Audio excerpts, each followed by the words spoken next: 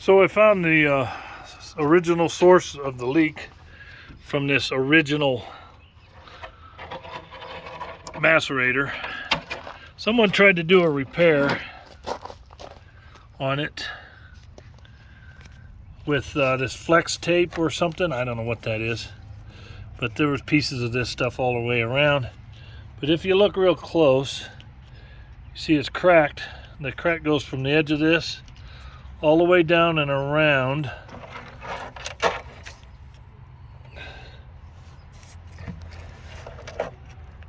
And up to here. So that's why it leaked.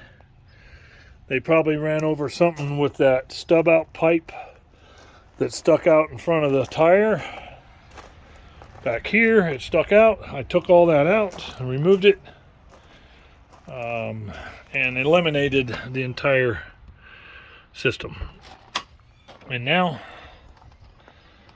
we have a nice clean, sealed, painted, and the best part is it doesn't leak sewer system. Thanks for watching.